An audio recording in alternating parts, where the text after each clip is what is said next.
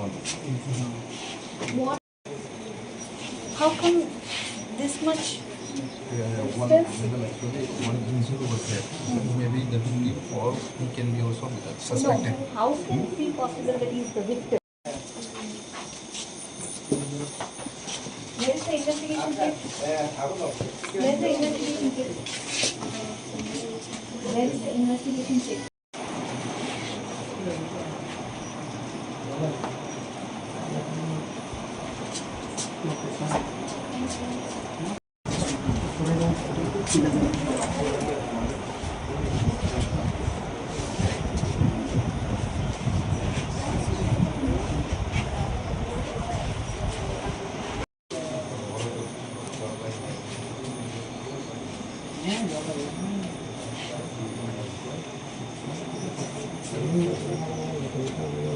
এটা ফুলতলি গ্রাম পঞ্চায়েত 4 নম্বর ওয়ার্ড।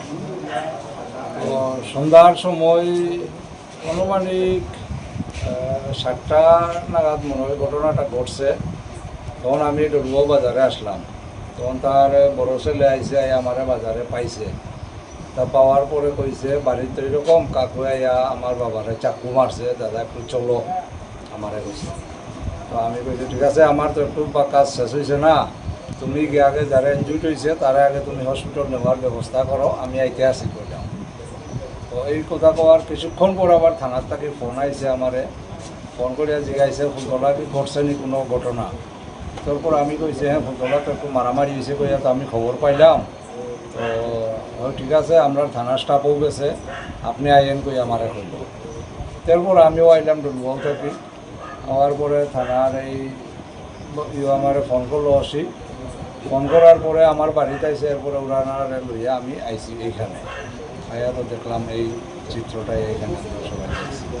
মারা গেছে 2 ভাই, বড় ভাইয়ের নাম ময়ূরচাঁদ সিনহা আর ছোটো ভাইয়ের নাম নীলধ্বজ সিনহা। বড় ভাই এমনিতে মেস্তরি, বিভিন্ন ধরনের মানে শিল্পী আর উনি বিভিন্ন ধরনের আমাদের উনি আগে ওই আর্মিতে চাকরি করতো, এরপরে আইসে ভলান্টিয়ার পেনশনে আইসে। তো তাদের বিগত কয়েক বছর যাবৎ তাদের বায়ান্তের মধ্যে তাদের জমি সংক্রান্ত সম্পত্তি নিয়ে কোনো কিছু একটা দ্বন্দ্ব আসে। তো এইটা আমরা শুনছি। এরপর আগেও তাদের ছোটো ভাই আরও ছোটো ভাইয়ের মধ্যে তাদের বিভিন্ন ঝগড়াঝাটি হয়েছিল, এটার কেস এখন পর্যন্ত চলে। তো এর ফাঁকে এই ঘটনাটা ঘটছে। তাই আজকে কয়েকদিন যাবৎ বাড়ির থেকে বাইর হয়েছে, তার বাড়িতেও তার খবর কেউ লইতে পারেন না। এরপরে হঠাৎ আজকে রাত্রে এই ঘটনাটা ঘটাইছে। আজকে তো আয়া দেখলাম, দেখার পরে তো ওনারা হাতে একটা চাকু লই আইছে, চাকুটা দিয়ে তারা ইয়েটিও করিয়া ঝগড়া জাটিয়েছে, অতটুকুই দেখা গেছে। চাকু ছাড়া তো এখানে ওই দরজার সেলফ ডিফেন্সের লাগে আমরা দরজা যেটা বন্ধ করে ওইটা একটা পাওয়া গেছে এখানে, আর একটা কুড়াল পাওয়া গেছে এইখানের মধ্যে, অতটুকু এছাড়া তার কিচ্ছু নাই এখানে। আমার দেশের স্বাদ গন্ধ আমার সবচেয়ে প্রিয়।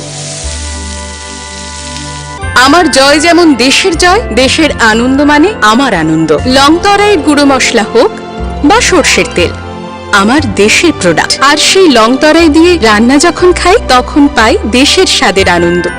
সবার সাথে সেই স্বাদের আনন্দ ভাগ করে নেবার মজাই আলাদা। দেশের স্বাদের আনন্দ লংতরাই। লংতরাই, রান্নায় তোমাকে চাই।